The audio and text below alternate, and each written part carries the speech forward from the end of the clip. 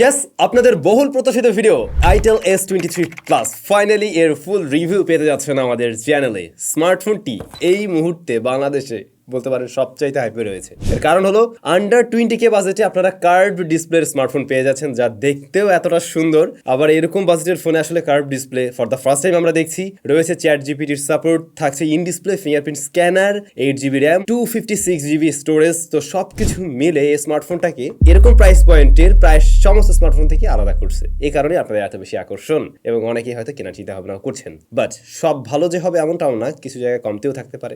সেগুলো জেনেই আপনার ডিসিশন মেক করা উচিত, রাইট? এজন্যই আমি আছি।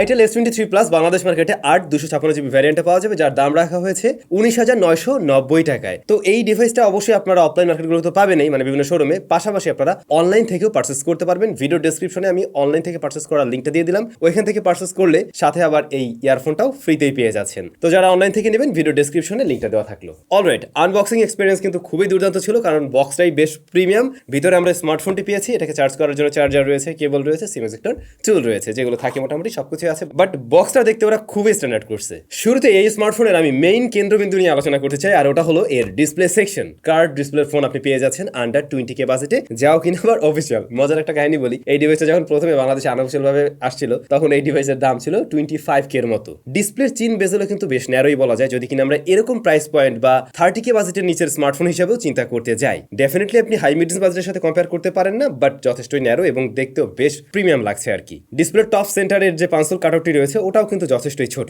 এই ডিসপ্লে টাচ রেসপন্স যথেষ্ট ভালো। আমরা মিস টাচ জনিত কোনো ধরনের প্রবলেম ফেস করিনি যখন এক হাতে নিয়ে ব্যবহার করছিলাম। এই যে আমার এখানে তালুটা লেগে যাচ্ছিল, এতে করে কোনো ধরনের প্রবলেম ফেস করতে হয়নি। তবে একটা জায়গায় কমতি আছে এই ডিসপ্লের, এটা রেগুলার রিফ্রেশের ডিসপ্লে। যদি এখানে 90Hz বা 120Hz দিয়ে দিতে পারতো ওরা, তাহলে বিষয়টা একদম সেই হয়ে যেত, বাট হয়তো দামটা তখন কিছুটা বেড়েও যেত। তবে ভালো বিষয়, এই ডিসপ্লেকে প্রোটেকশন করছে কর্নিং গরিলা গ্লাস 5। এই জায়গাটা দিয়ে আবার বেশ কিছুটা পুষিয়ে নেওয়ারও তারা ট্রাই করছে। ডিসপ্লেতে ব্রাইটনেস পাবেন আপনারা 500 নিটস। এটা আউটডোরেও দেখা যায়, ডিরেক্ট সানলাইটও আমরা চালাতে পারছিলাম ঠিকই, তবে কিছু স্ট্রাগল করতে দেখা যায়, যেমনটা হয়তো ভিডিও দেখেও বুঝতে পারছেন। আর এটার পিপিআই হলো 388। তো পিপিআইও যথেষ্ট ভালো, বেশ কালারফুল ডিসপ্লে, ভিভিড টাইপের কালার দেয়, একদম একুরেট না, একটু কালার বুস্টেড টাইপের দেয়, যদিও দেখতে বেশ ভালো লাগে। বা যারা মিডিয়া কনজাম্পশন করেন, গেমিং টেমিং করবেন, তাদের কাছে আই হোপ দেখে ভালো লাগবে। ডিসপ্লেটা ভাই খুবই জোস ছিল। এরকম প্রাইস পয়েন্টের জন্য আমি বলবো ডিসপ্লের জন্য ওরা একটা থামস আপ পায়। জাস্ট ওই হাই রিফ্রেশের ব্যাপারটাকে যদি আমরা একটু কনসিডার করতে পারি আর কি। আরো মজার ব্যাপার হলো এই ডিসপ্লেটার তলায় রয়েছে ফিঙ্গারপ্রিন্ট স্ক্যানার, যথেষ্ট ফাস্ট এবং একুরেট। একদম সুপার ফাস্ট লেভেলের না হলেও এরকম প্রাইস পয়েন্ট বিবেচনা এটা আসলেই সুপার ছিল। এরপরে আসা উচিত ডিজাইন অ্যান্ড বিল্ড ম্যাটেরিয়ালস বা বিল্ড কোয়ালিটিতে। এই স্মার্টফোনটা বাংলাদেশ মার্কেটে 2টি কালার ভ্যারিয়েন্টে পাওয়া যাবে, সায়ান অ্যান্ড ব্ল্যাক। এটা বেশ বোল্ড, অনেকের কাছে হয়তো এই রেইনবো টাইপের এই ইফেক্টটা ভালো লাগতে পারে, আর অনেকের কাছে এই ব্ল্যাকটাও ভালো লাগতে পারে। তবে দুটোর যেটাই কিনুন না কেন, ফোনটা কিন্তু বেশ স্লিম। মাত্র 7.9 মিলিমিটার হলো এর থিকনেস। কেস সারা হাতে রাখলে মনেই হয় না যে আসলে মানে আমি আসলে ফোন ধরে আছি নাকি কোনো একটা কার্ডবোর্ড টাইপের কিছু ধরে আছি, ওরকম টাইপের লাগে আর কি। ফোনের ওয়েটও কম, 178 গ্রাম মাত্র। আর রিয়ার প্যানেলটাতে রয়েছে আসলে প্লাস্টিক, যা ফ্রস্টেড টাইপের গ্লাসের মতো একটা ফিল দেয়, তবে এটা আসলেই প্লাস্টিক। আপনি কেসটা ব্যবহার করবেন, যা আপনি বক্সেও পেয়ে যাচ্ছেন। বডি ফ্রেমটাও প্লাস্টিকের তৈরি। 3.5 মিলিমিটার হেডফোন জ্যাকটাতে পাই নেই, আর পাই নেই হচ্ছে গিয়ে সেকেন্ডারি নয়েজ ক্যান্সেলেশন মাইক। এই দুটো জিনিস মিস করতেছি। 3.5 মিলিমিটারটা দিতে পারতো না কোনোভাবেই, বাট সেকেন্ডারি নয়েজ ক্যান্সেলেশন মাইকটা দিতে পারতো। তবে আপনারা অবশ্যই এতে কিন্তু ডঙ্গল ব্যবহার করেও হেডফোন ব্যবহার করতে পারবেন আর কি। যেহেতু ফোনটা আসলে সুপার স্লিম, আবার কার্ভ ডিসপ্লে, একটু যত্ন সহকারে ব্যবহার করা উচিত হবে। খুব শক্তপোক্ত হবে বলে আমার মনে হচ্ছে না আর কি। এই স্মার্টফোনটার ক্যামেরা সেকশন নিয়ে বলতে গেলে রিয়ারে আমরা দুইটা শুটার পাবো। 50 মেগাপিক্সেল হলো মেইন শুটার, এর পাশাপাশি অক্সিলারি সেন্সর রয়েছে, যেমন হতো 0.8 মেগাপিক্সেলের, যেটা আসলে কোনো কাজের না।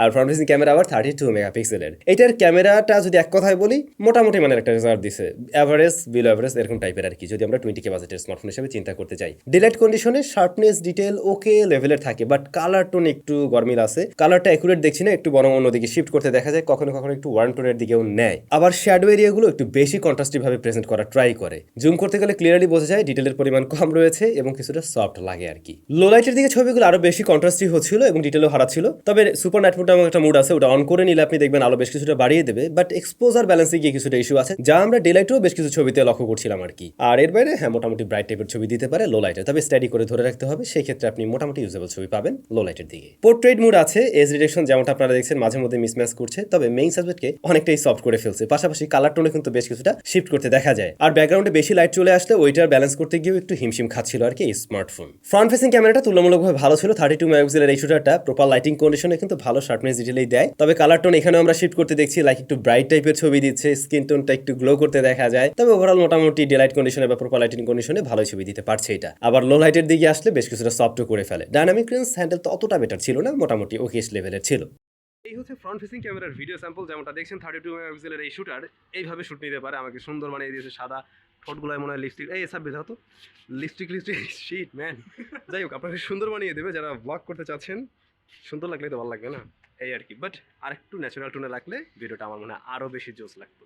আর রেয়ার ক্যামে শুট করা যাবে সর্বোচ্চ 1080p 30 fps এ। স্ট্যাবিলিটির একটা সুযোগ আছে এখানে, যেটা অন করে দিলে বেশ কিছুটা ক্রপ করে, বাট মোটামুটি স্টেবল শুট পাওয়া যায়। এক্সপোজার ব্যালেন্সে কিছুটা ইস্যু আছে আমরা দেখছি, আর শার্পনেস ডিটেইলের কিছুটা ঘাটতি আছে। আইটেল ক্যামেরায় আর একটু গুরুত্ব দিতে পারতো এরকম প্রাইস পয়েন্টে আর কি, আমার মনে হয়।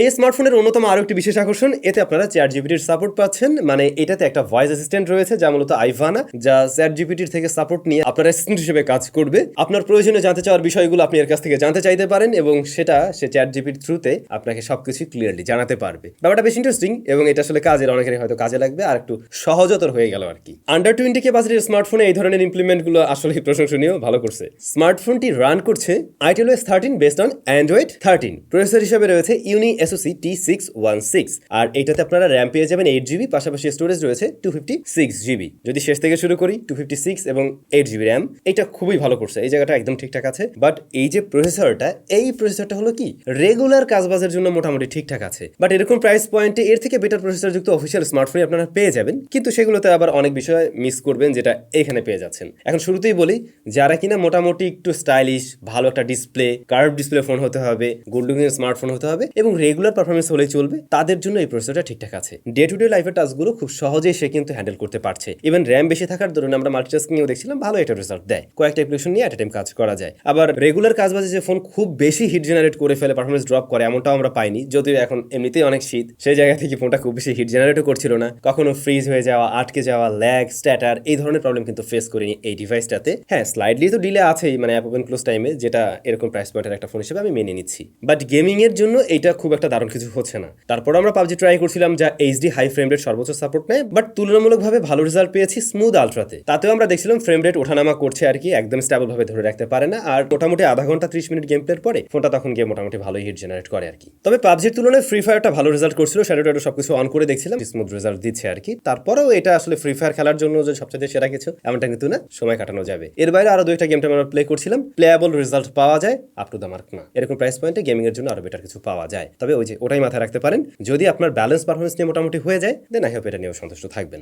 স্মার্টফোনটিতে 5000 mAh এর ব্যাটারি রয়েছে, এবং এর বক্সে আপনারা পেয়ে যাবেন 18 ওয়াটের চার্জার। এটা 22 ওয়াট হলে বা 25 টাইপের মধ্যে হলে তার ভালো হতো। তবে এটার ব্যাটারি ব্যাকআপটা আবার মোটামুটি ভালোই বলতে পারেন, একদিন চালানো যাচ্ছিল স্মার্টফোন খুব সহজেই। তাতে যদি আপনি মোটামুটি হেভি ইউজার হয়ে থাকেন, দেখবেন দিন শেষে বেশ কিছুটা চার্জ থেকে যাচ্ছে, লাইক 20% মতো অবশিষ্ট থেকে যেতে পারে, কারণ এটা রেগুলার রিফ্রেশ রেটের একটা ডিসপ্লে। প্রয়োজনীয় সেন্সরসগুলো আছে, যেমন জাইরোস্কোপ সেন্সর আছে, অ্যাক্সেলারোমিটার আছে, তবে সেকেন্ডারি নয়েজ ক্যান্সেলেশন মাইকটা নেই আর কি। আর এটার স্পিকারটা কিন্তু মোনো স্টেরিও স্পিকারের মজাটা মিস করতেছি, মানে দেখতে যেমন প্রিমিয়াম ভাইব দেয়, এর সাথে একটা স্টেরিও হলে আরো সুন্দর কম্বো হইতো আর কি। তবে এর সিঙ্গেল স্পিকারের সাউন্ড কোয়ালিটিও ভালো ছিল, ইয়ারপিসের সাউন্ড কোয়ালিটি ভালো, নেটওয়ার্ক রিসেপশন জনিত কোনো প্রবলেম নেই স্মার্টফোনে, বোথ কানেকশনে এগুলো ঠিকঠাক আছে। এই ফোনের আরো একটা ইন্টারেস্টিং বিষয় হলো, এতে কিন্তু আমরা NFC সাপোর্টটা পেয়ে যাচ্ছি, যা বক্সের উপরে বড়সড় করে ওরা লিখেও দিয়েছে। লেখার দরকারও আছে, কারণ এরকম বাজেট ফোনগুলোতে সাধারণত থাকে না, তো এই জিনিসটা আছে, আপনার অনেকের হয়তো কাজে লাগতে পারে। 20K বাজেটের একটা অফিসিয়াল ডিভাইস হিসেবে বেশ কিছু জায়গায় উনি ওনার নিজেকে এগিয়ে রাখছে কিছুটা, আবার কিছু জায়গায় একটু কমতিও আছে। তো কমতির মধ্যে আমি যেমনটা বলছিলাম যে পারফরমেন্স সেকশন আরেকটু বেটার হতে পারতো, প্লাস ক্যামেরাটা আরেকটু ফোকাস দেওয়া যেত। আর এই স্মার্টফোনটার যে জায়গাগুলো আপনার অবশ্যই ভালো লেগে যাবে, যে কারণে হয়তো কিনে ফেলবেন, ডিসপ্লেটা এটা সত্যিই ভালো লাগবে, খুব প্রিমিয়াম একটা ভাইব দেয়, দেখে বোঝার উপায় নাই এই স্মার্টফোনটা একটা কম দামি স্মার্টফোন বা 20,000 টাকার স্মার্টফোন। এটা মোটামুটি 40,000 টাকা বাজেটের একটা ভাইব দেবে আপনাকে, একটু শিওর থাকেন। তারপরে এটার ব্যাটারি ব্যাকআপটা ভালো আছে। এটাতে আমরা AI অ্যাসিস্ট্যান্টের যে সাপোর্টটা দেখছি, এটাও খুবই ইন্টারেস্টিং ছিল। র্যাম এবং স্টোরেজও বেশ বড়সড় আছে, তো এই জায়গাটাও বেশ কিছুটা এগিয়ে থাকবে। দিন শেষে এটাই বলবো, যদি কিনা আপনি রেগুলার ব্যবহারকারী হয়ে থাকেন এবং ওরকম পারফরমেন্সে সন্তুষ্ট থাকেন, পাশাপাশি আপনার দরকার হয় খুবই গুড লুকিং বা গুড ডিজাইন এবং ভালো একটা ডিসপ্লে, কার্ভ ডিসপ্লে অবশ্যই, তাহলে গিয়ে itel এই ডিভাইসটা চয়েস করতে পারেন। আর যদি পারফরমেন্স প্রেমী হয়ে থাকেন, তাহলে নিশ্চয়ই আপনার জন্য অন্য অপশন আছে, সেগুলোও দেখতে পারেন। আপনাদের কাছে কেমন লেগেছে এই ডিভাইস মাস্ট কমেন্ট করে জানাবেন। সবাই ভালো থাকবেন, অনেক বেশি ভালো। টাটা।